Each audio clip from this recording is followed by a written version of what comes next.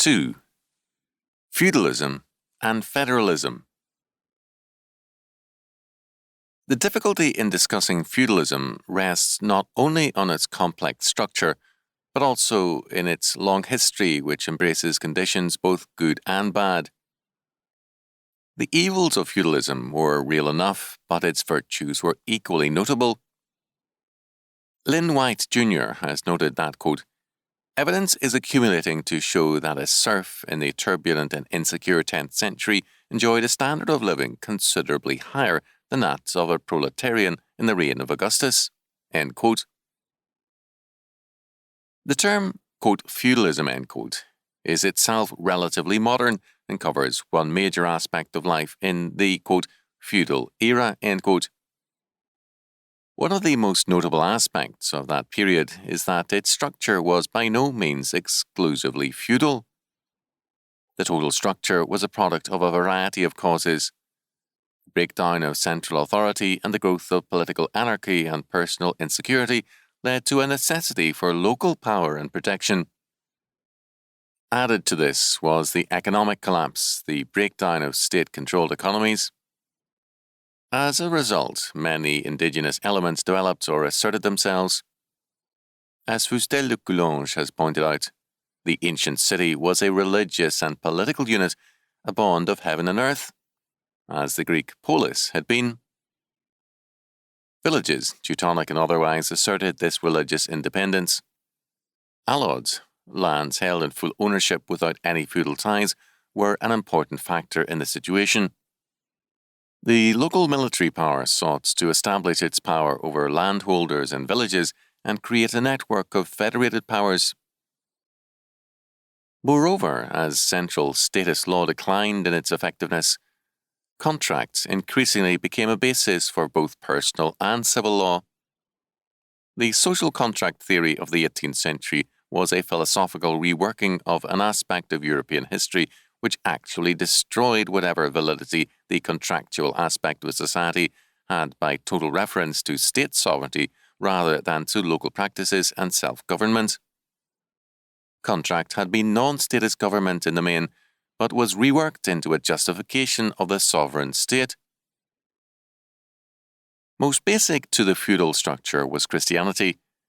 Ironically, major studies of feudal law, politics, and society have been written without any reference to this fact.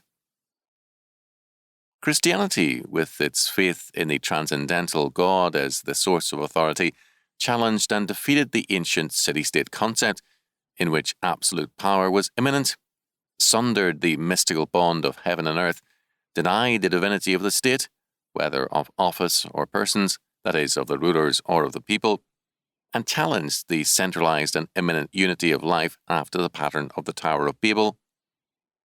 The basic pagan principle of a necessary human unity in the forms of state power, in which ultimate authority was immanently realized, was denied in favor of a transcendental unity. Religion had previously existed as social cement, a necessary aspect of status life. Now the Church had entered the picture to shatter the pagan and Babel-like unity. As against the universal incarnation of God and man in the state, with divinity and humanity commingled and confused, Christianity asserted the unique incarnation without confusion of God and man in Jesus Christ. No other unity of the two orders was possible. The state was thus placed under God, not in the being of God as in paganism. The state, in terms of the Council of Chalcedon, could not be regarded as the order of man's fulfillment, nor of his redemption. Rome fell in 410, and the Council of Chalcedon met in 451. The two events are not unrelated. What the barbarians did to the city of Rome, the Council did to the idea of Rome, and of all states and empires. Wherever, as in the East, there was a revival of Roman and pagan theory, there was a necessary war against the implications of Chalcedon. In the West, the pagan conception of kingship and state was widely present and often successfully asserted, but always with reviving resistance from Christianity.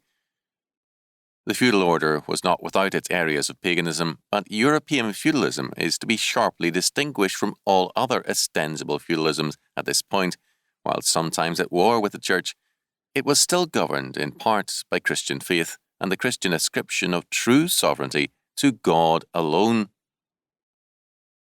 Again, under paganism, each religio-political entity or order had one total law. Under feudalism, a variety of laws governed various areas became the order of the day and were pushed to the limits. There was village law, fief law, and common law in England was in part law common to England as one great fief under Norman kings, church or canon law, Roman law, merchant law, Jewish law, and so on. Law was thus class and sphere law, and sometimes contract law. A great variety of courts and jurisdictions existed, each strictly limited in its sway. The modern conception of state law, total in its scope and jurisdiction, was thus alien to feudalism. Law was also basically local.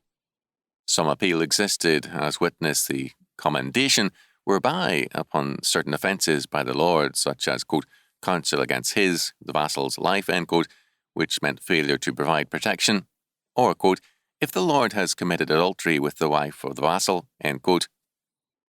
Louis the Pious, to cite an instance in 816, decreed the dissolution of the feudal relationship. Moreover, the system of immunity increased the local power as against the central in the Frankish Empire. The privileges granted by immunity were transfers to local government of what had been prerogatives of central power. First, freedom from taxation or the privilege of local collection by the proprietor rather than an officer of the monarch was granted. Second, immunity surrendered various sources of state income to the new proprietor. Third, the count, the king's officer, was excluded from the territory covered by immunity except for social functions and in cases involving denial of justice or abuse of power. Furthermore, the basic structure of society was the local land unit. Property and power were thus very closely linked, whereas in contemporary society they have been increasingly separated. Feudalism was to a degree a Christian society based on the biblical concept of the limitation and division of all powers and the denial of divinity to the human order. It was, of course, by no means free of paganism and sought constantly to enmesh the church into its systems of feudal ties and contracts, and thus negate the freedom of the church. By means of claims over church lands and marriages with the secular clergy, this was extensively furthered, and bishops became the vassals and creatures of lords and kings. The church, to extricate itself, imposed celibacy on the secular clergy in order to break the feudal control of the church. Feudalism thus was at war with the church, and also with the growing power of the state, with its claim to absolutism, a denial of all the legal limitations imposed on the monarch by feudalism. The feudal order was, with all its pagan elements, more than a product of social circumstances, it was also a form of Christian order. The failure of scholars to note this constitutes a serious omission. The social contract theory, as has been noted, was in part a modern reinterpretation of an aspect of earlier Western life. It presupposed early feudal and pre-feudal Europe as the state of nature, assuming a cultural condition to be the natural fact. Moreover, with many, the state of nature tended to become not the arena of disorder, but the assured world of the Franciscan state of nature. The Franciscan faith viewed nature not as demonic, but as a fellow creature of God, an area to be viewed with confidence, quote, brother sun, end quote, sister moon, end quote, brother fire, end quote, and even, quote, sister death, end quote. Time also became an area of fulfillment together with the world, and Roger Bacon, 1214 to 1294, a Franciscan friar, stated the premises for the scientific conquest of creation by Christian man. This perspective had its culmination in Calvinism. The Christian saw nature with expectancy, while it was to be destroyed and recreated, yet it was also the area of fulfillment. It was, like man, fallen and hence not normative, but, like man and time, to be redeemed. In decided contrast, in the developed view of the Enlightenment, nature was good and the state of nature both primary and normative. The true function of the state, by means of the scientific dictatorship of the elite, was to restore the state of nature, true anarchy. As the power of the expanding states grew and statism began to assert its claims, the argument of its enemies was in terms of the feudal conception of society as held together by contractual agreement. Whether in papal deposition of kings, the protection of Protestant minorities, or the claims of commons against king, the contractual nature of authority and power was argued. This feudal contractual conception had then its varying applications, as has been noted. Quote, "It was used by the Englishman John Locke to justify the Glorious Revolution of 1688. It was an axiom of revolutionary political opinion in 18th century France, being popularized by Rousseau. It played its part in forming a revolutionary sentiment among the American colonies. The origin of the United States, therefore, goes back to feudal principles of government." End quote.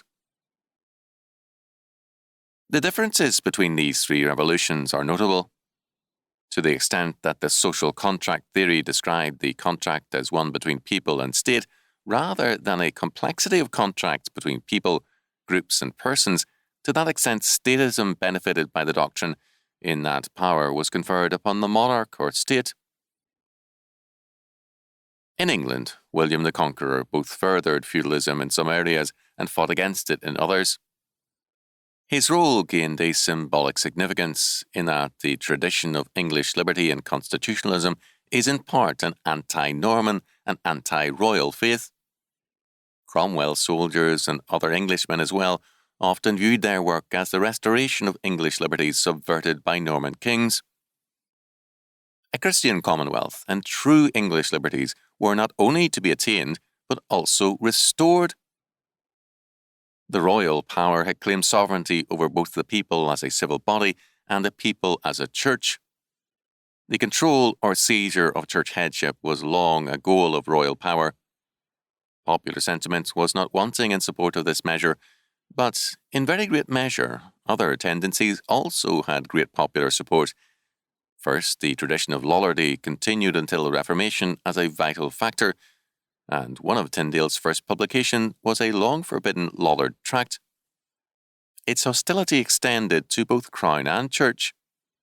Second, feudal localism retained its hold on the common mind.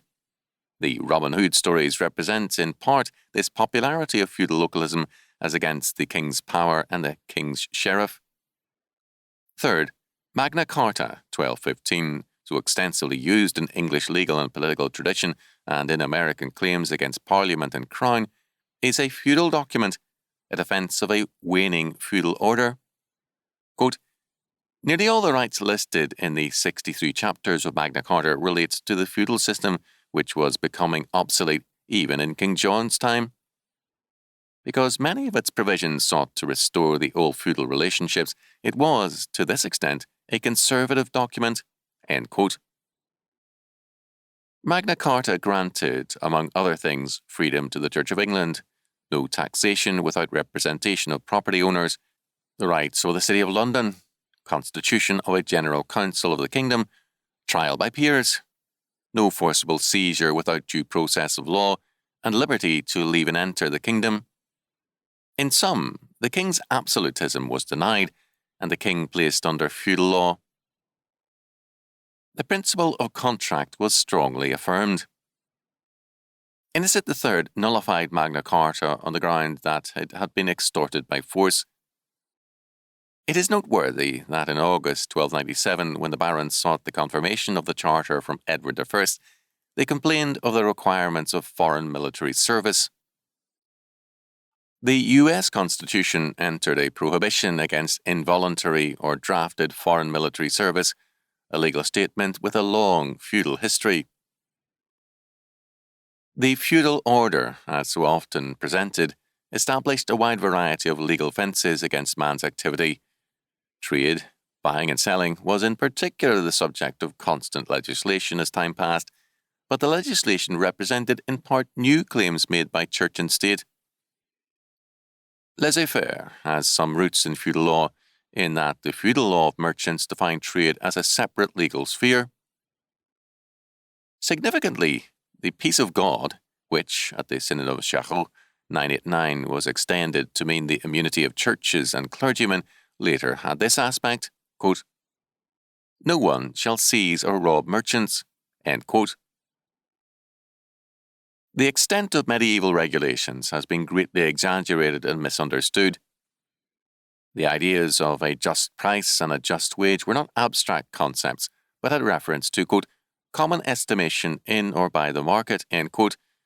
And apart from usury, quote, the scholastics and canonists generally exercised great care not to lay down precepts which would interfere unnecessarily with the pursuit by individuals of legitimate economic gain. As against the complex structure of feudal society, a number of levelling forces have been at work since the late Middle Ages. Monarchy was instrumental in nullifying the authority of feudalism and furthering statism. Tocqueville noted the similar social effects of radical democrats and absolute monarchs. Quote, "In France, the kings have always been the most active and the most constant of levellers," end quote. What monarchy began, democracy continued, being in essence a similar political theory, holding also to the absolutism of the state and its masters. The question of freedom is first of all a question of sovereignty and of responsibility. Who is sovereign, and to whom is man responsible? This source of sovereignty is also the source of freedom. If sovereignty resides in God and is only held ministerially by men, then the basic responsibility of ruler and ruled is to God, who is also the source of freedom. But if sovereignty resides in the state, whether a monarchy or democracy, man has no appeal beyond the law of the state and no source of ethics apart from it. He is totally responsible to that order and has only those rights which the state chooses to confer upon him. The word comprehend means both to contain and to understand. That which contains man is also the source of our understanding of man. If man is a creature of the state, then he is to be understood in terms of the state. Aristotle's man, a social animal, can never transcend his political order. Christian man, however, created in the image of God, cannot be contained in anything short of God's eternal decree and order, nor understood except in terms of God himself. Man, therefore, is not understandable in terms of man, but in terms of God. Absolute monarchy and democracy, statism in other words, came into existence as revivals of paganism and as anti-Christian movements, whatever their ostensible claims to the contrary may be. The American Revolution, rightfully termed by Peter F. Drucker, quote, "the American Counter-Revolution," end quote, was a denial of the concept of human or political sovereignty and an establishment of the freedom of a classless feudalism, a federal system of governments. It was an anti-statist revolution, directed first against the claims of absolutism by Parliament, and second against a monarch who refused to be a purely feudal lord to the colonies and ruled in terms of his absolutism as exercised through Parliament, that is, quote, "the king in Parliament," end quote. While it is popular today to use occasional references to popular sovereignty as a means of reading democracy into the Revolution and Constitution, the fact remains that both Revolution and Constitution were distrustful of the people, even as they were also of every group and every structure of society and government.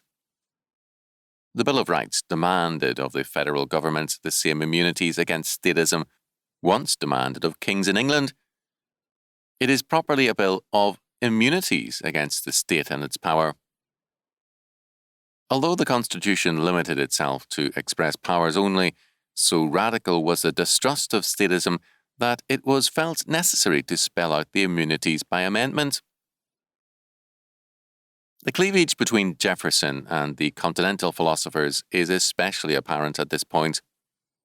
The French conceptions of sovereignty and centralization distressed Jefferson, who wrote to Madison on August the 28th, 1789, quote, "There is no country where the mania for over-governing has taken deeper root than in France, or been the source of greater mischief." End quote. The American scene, as Tocqueville later noted, was very different. Quote, "Every village forms a sort of republic accustomed to conduct its own affairs." End quote. The French Revolution made a point of wiping out every trace of feudalism and localism it possibly could. The American Revolution brought localism to a new development in the form of federalism. From the beginning, the American colonies were radically different from England while perpetuating English tradition. Quote, "No greater contrast could be noted in the position of men than that between the Englishmen at home in the early 17th century and the Englishmen who emigrated to America. Almost all the conditions that surrounded the former were reversed in the case of the latter. The pressure of central government was immediately and almost completely withdrawn. Many of the most urgent activities of government in England, such as the vagabondage, almost ceased in the colonies. The class of settled rural gentry from which most local officials were drawn in England did not exist in America. On the other hand, the wilderness, the Indians, the freedom from restraint, the religious liberty, the opportunity for economic and social rise in the New World made a set of conditions which had been quite unknown in the mother country." End quote. An unusually high percentage of the men in the colonies were university men. Although, quote, "vain and light fellows," end quote, existed in their midst, they were numerically less in proportion than in England. Again, the number of dedicated Christians was remarkably high, and arguments to the contrary are simply an evasion of reality. Statistics here are worthless. Today, church membership is high and also meaningless. It was then low because it was an act requiring maturity, responsibility, and learning. Local government flourished in the colonies. Significantly, Robin Hood's old enemy, the sheriff, became in America not the king's man, but the local government's officer. Judges were also officers in the area of their jurisdiction, and the attempt later on the part of England to assume the pay of the judges in Massachusetts and make them, as in England, state officers became a major source of grievance and actual defiance. Thus, in England, the country had for centuries been steadily dominated by the Crown and by Crown officers, and locally by the gentry. In the colonies, the gentry were missing, and town and country were locally governed.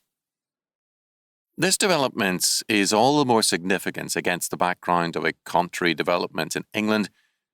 James I, 1603 to 1625, took seriously his role as head of the church and absolute monarch.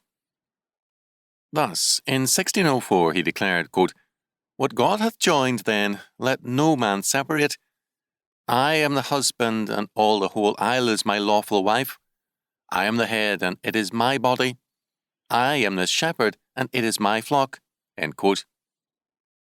In 1610 he asserted, quote, "The state of monarchy is the supremest thing upon the earth, for kings are not only God's lieutenants upon the earth, and sit upon God's throne, but even by God himself they are called God. As to dispute what God may do is blasphemy, so it is sedition in subjects to dispute what a king may do in the height of his power. Encroach not upon the prerogative of the crown. If there falls out a question that concerns my prerogative or mystery of state, deal not with it till you consult with the king or his council or both, for they are transcendent matters." End quote. The King of England, originally a feudal lord, although also with a background of barbarian divine kingship, was steadily transformed into an absolute monarch. Parliament, instead of destroying this absolutism, claimed and won it for itself in 1688, and now knows no other power. As a result, the King or Queen of England rules through and in Parliament only. That is, the monarch reigns and Parliament rules by the same divine right. On the eve of the American Revolution, Blackstone wrote, quote, "If the Parliament will positively enact a thing to be done which is unreasonable, I know of no power in the ordinary form of the Constitution that is vested with authority to control it." End quote. In 1946, the Attorney General of England, Sir Hartley Shawcross MP, declared, quote, "Parliament is sovereign. It may make any laws. It could ordain that all blue-eyed babies be destroyed at birth." End quote. The colonies knew the issues better than many a modern scholar. They were not indulging in myth-making or rhetoric in demanding the rights of freeborn Englishmen. They were fully aware of the precarious nature of English liberties in the past, and their perspective was not past-bound. But they did know that the original relationship between freeborn Englishmen and king was a feudal and contractual one. Their charge was that the king had ceased to be such a king. Again, Parliament had originally been a non-status feudal body, a court of contracts and law between king and vassals, and representation was based on feudal classes. Parliament, however, had become a status body, exercising divine right, and George III, as a modern monarch, stood solidly behind Parliament and refused to exercise the rights to veto used by no English monarch since the beginning of the 18th century.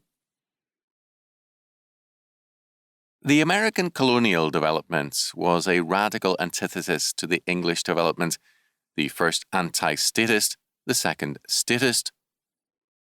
When England began with the French and Indian War and other international crises to exercise its claims over the colonies, conflict, already present, became sharp and irreconcilable. Not Samuel Adams, but two mutually contradictory theories of society and government brought on the American Revolution, which rested on a long, separate, and independent development. The colonies, in resorting to feudal law, by no means turned their eyes towards the past. John Adams, in On the Canon and the Feudal Law, treated the medieval church and feudalism as the two greatest evils of history and accused Britain of trying to force America into past bondage, into medieval tyranny. Nonetheless, he turned to English feudal documents to justify his conception of the liberty of the free Englishman. In terms of this feudal claim, the Declaration of Independence does not mention Parliament directly. It is a declaration of independence from the King of England, and is in terms of his violation of contract. The colonial legislatures were the American parliaments, like the English Parliament under a king, and no other parliament had any jurisdiction over them. The Stamp Act 1765 had as its purpose colonial defence, a necessary item, but the colonies denied the right of Parliament to tax them on their own behalf. The constitutional conflict between colonies and parliaments was brought into focus. The colonies denied from 1765 to 1776 Parliament's authority to tax them externally or internally, while affirming their willingness to accept parliamentary legislation, quote, "for the supervision of the empire as a whole," end quote. Each colony was a free English state under the king, and their relationship to him was feudal and contractual.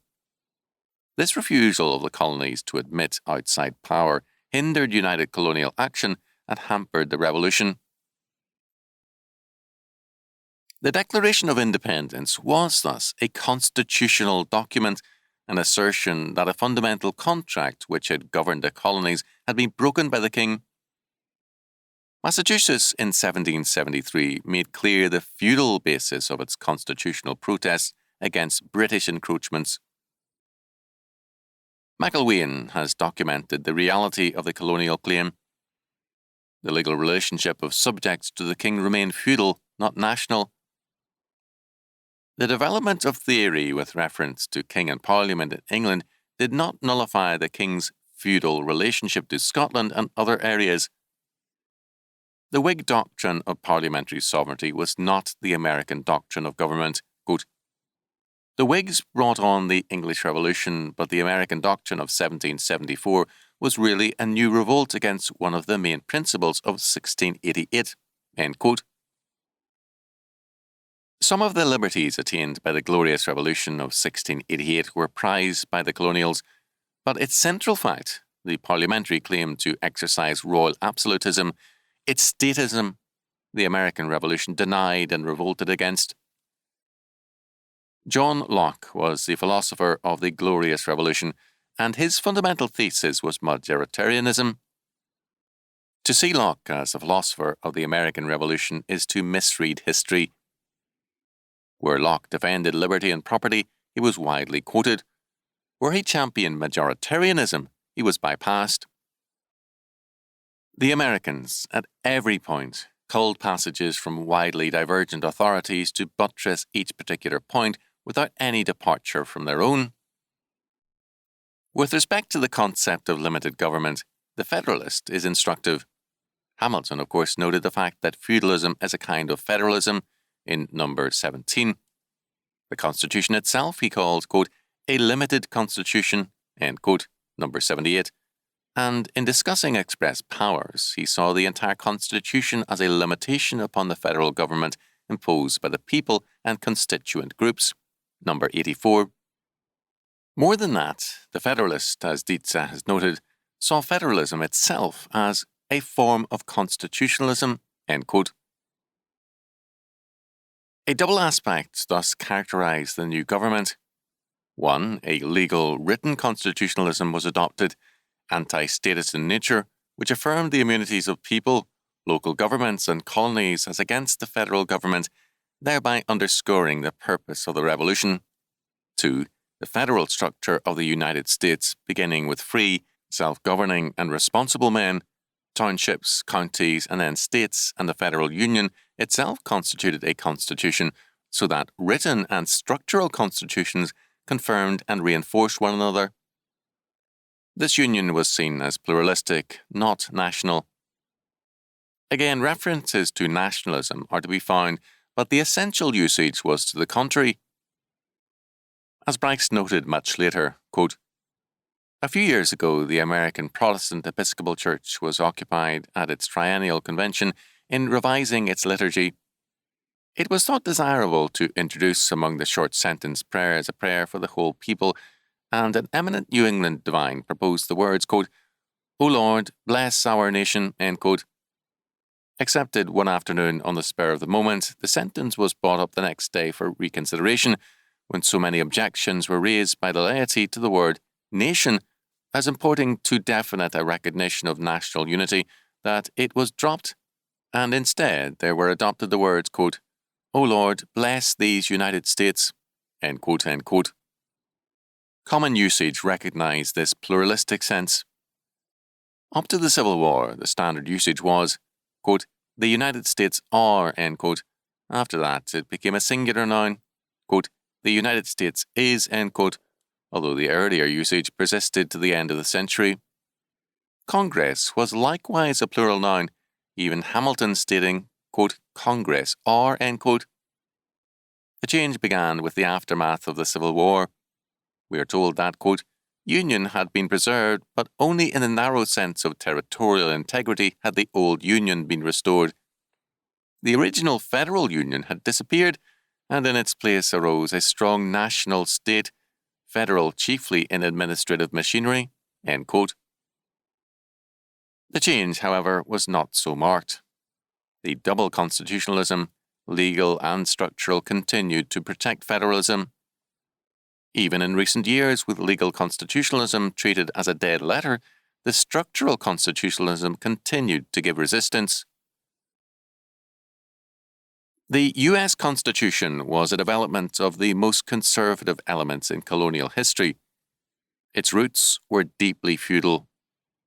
In Europe, the dead trappings of feudalism long remained, and in many areas still survive, without any of its significance. America, more rebellious against, quote, traditions and trappings, end quote, has maintained some of the achievements of feudalism without being past-bound. The American impatience with traditionalism has been interpreted wrongly as rootlessness.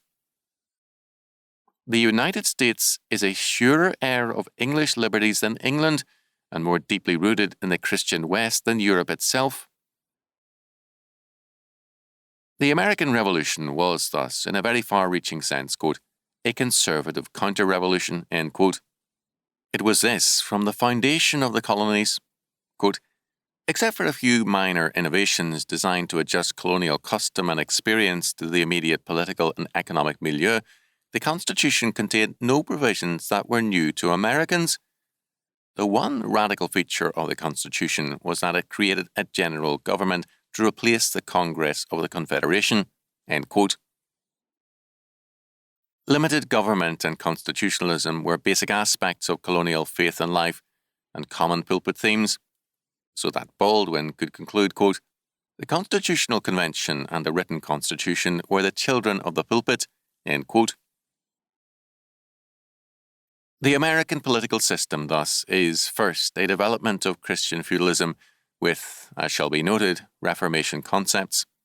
Second, it is therefore markedly different from the doctrines of John Locke, Whig politics, and the political faith of the Enlightenment. Third, while rooted in the English tradition, it represented a new development in political and constitutional theory.